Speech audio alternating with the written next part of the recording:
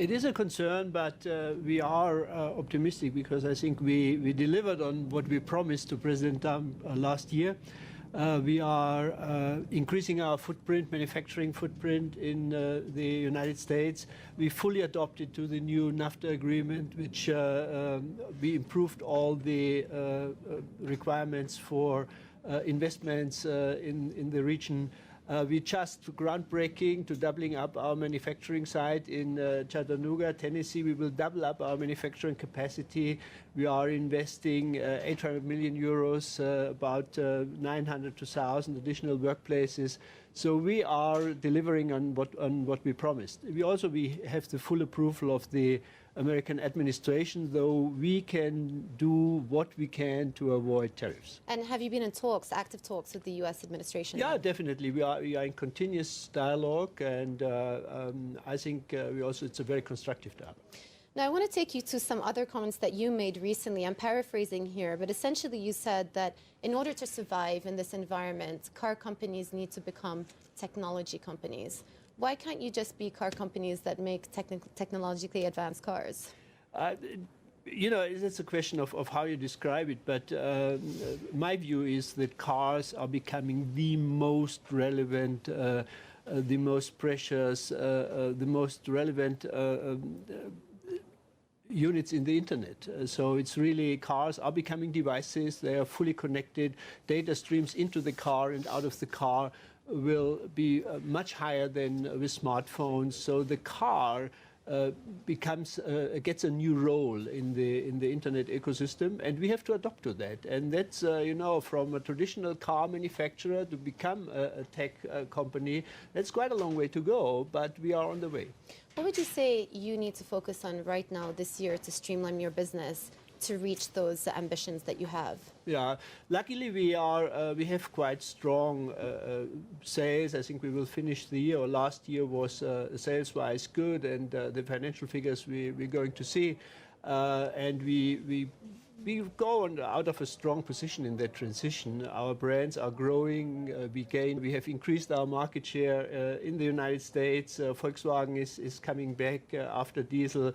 So we are in good shape, but still it will be a huge transition. And a lot of competition in this space. Recently, speaking of tech companies, tech/auto companies, Tesla has announced that they're opening a factory in Germany. That's on your home turf.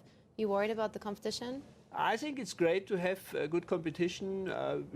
We think that Tesla plays a very important role in that transition because they are paving the way. They're probably running higher risks than we can from the traditional industry, but they're paving the way. They show that electric vehicles are working, that the fully connected car is the right solution.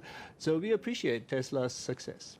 Well, again, speaking about competition, one of your other competitors who I was just talking to yesterday, Renault, have been struggling as of late, and obviously lots of questions about the future of the alliance there. They have told us that they are committed to the alliance. But when you think about the industry as a whole, does it actually concern you that one of the key players in the market is struggling so much to generate free cash flow? You know, the auto industry has been consolidating over decades now, and there are always companies which have to find a new position, new role.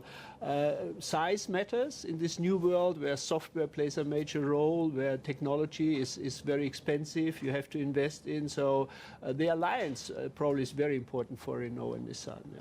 Now, there's talk that a potential CEO for Renault could actually come from one of your own, Luigi Di Meo. You heard that talk as well. And would you be comfortable? Would you accept that to happen? You know, he just recently stepped down from SEAT. We are very, very sad that Luca is leaving us because he played a very important role in the group. I think he's one of the best marketeers and has a very brilliant understanding of brands and development. He did a great job with us.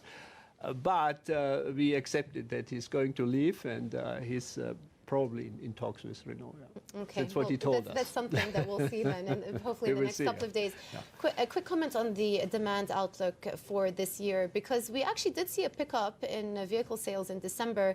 Could be front-loading, though, ahead of the new standards that come in. How are you seeing the European demand outlook? pan out? We basically, on a worldwide scale, we see a flat market or slight increases, being optimistic. It's probably a worldwide trend. We don't see really a fast-growing market anymore. We have to face that situation. We are well prepared. We're coming with a lot of new product. 2020 will be a very crucial year, very important year for Volkswagen, because we are starting to roll out electric vehicles in China and in Europe mostly. We are looking optimistically to 2020.